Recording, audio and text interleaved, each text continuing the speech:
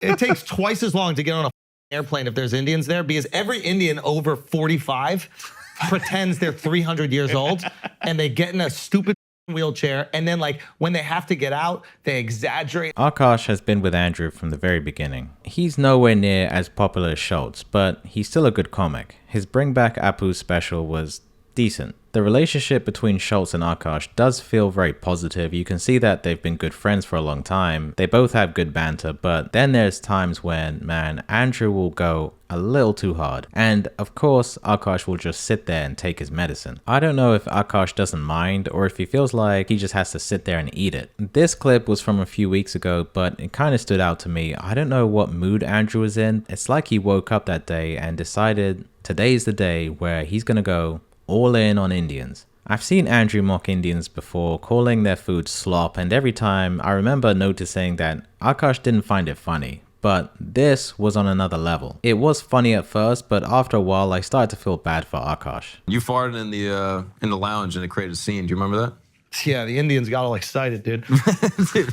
Bro, nobody milks wheelchairs on a plane like fucking Indians, bro. And it's goddamn annoying.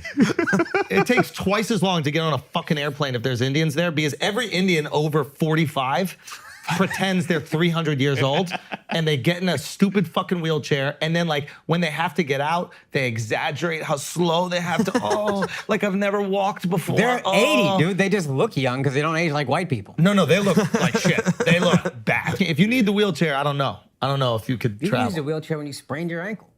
Oh, yeah. Yeah, I was trying to get fake He had a sympathy, legit bro. injury. He wasn't being a lion fucking Indian. Like, It was, and then the fucking, we might have to cut this, but the smell. all right. Was like something you've never experienced. I have. You have? But fuck me, bro. Like, it was one of those things where I was like, this is, it's not a stereotype. I went to. They've designed something where we were in the plane to like create a cocoon with air because it didn't get into my seat. Yeah, no, the mask dropped down. Do you remember? Did they? Yeah. Oh my God, it was such a good. Bro, the Just current flavor air coming out of it. What airline was Oh my this? God, Etihad, but the jet bridge smell. jet bridge, not when in you're the- just locked in this little thing. Yeah. And they are, and I don't even know why they're sweating. They're sitting down to getting rolled, but they are fucking emanating stink. It's a distinct BO. It was a real problem. It was a real Son, problem. It was a real problem. My brother-in-law. I was stuck behind one of these guys, man. And it was like a wall. Like I was walking through a wall. Like, and keep in mind on the side, they got the wheelchairs going. So I'm just further stuck behind him and just boom, smacking. I felt like Dylan Dennis, bro. Just getting smacked around by Indian fucking body odor. Well, it might have been Pakistani.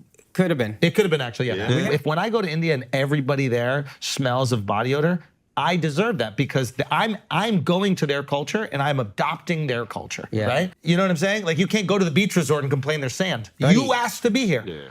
We're in the United Arab Emirates, okay? We're flying Etihad. It smells like a fucking pet store. God damn, son. I mean, it damn. smelled like a hamster cage, dude. It was one of the craziest things I've ever seen. You had a shower on the flight and you offered to give someone a shower. Do you remember? I tried to, because there was a shower. And that was rude. Yeah. Yeah. No. I saw the guy reject the shower, and I said, I can't argue with the smell. I won't argue with the smell. It's a smell that's there. I think what happened is one of those old women in the wheelchair crossed her legs and I fainted. That's what I think. That's what I think happened. That's what I think happened. I saw her go like this.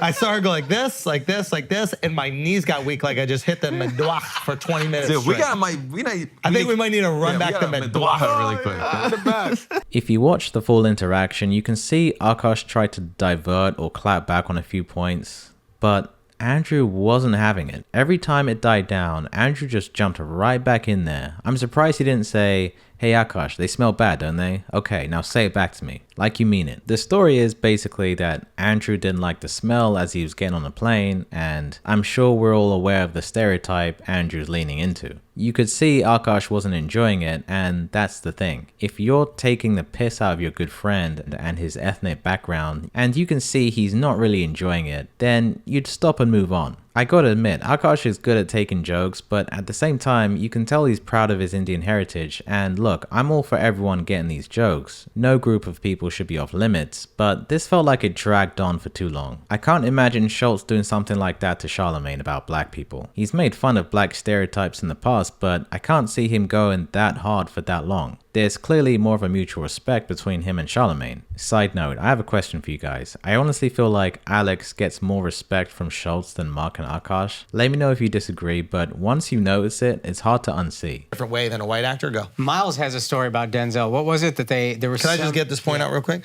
So it's like I've seen this happen often. Andrew will happily cut off any member if he feels like his point is more important as he gets into one of his Schulz epiphanies. Now, some of you might say, well, Schulz is much bigger than Akaash. But I would say, so what? With bad friends, Bobby's the bigger comedian and the respect feels mutual. A similar thing could be said with Matt and Shane. Still not convinced? Okay, check this out. Akaash almost has to ask Andrew to take a bloody piss. Now, I never thought anything of it, but look at the next time Akaash gets up and says, hey, I gotta take a piss. Andrew's response is, yeah, go. As if he's giving approval for the bathroom break. okay. So Sorry, I'm gonna piss my pants. go. Okay, I know that last point is a stretch, but it's a funny concept. Flagrant is a hugely successful podcast, and a big reason for that is no doubt Andrew Schulz. I've heard he was the one that invested his own money into the podcast. I don't know what kind of profit share they have going on, but it isn't a one-man show. In the early days, Akaash and Kaz were also there helping to grow the channel, and later it was mostly Akaash alongside Schulz. At some point, as Akaash hopefully gets bigger, which I think he will, Akaash is gonna have to stop playing along as Schulz's sidekick.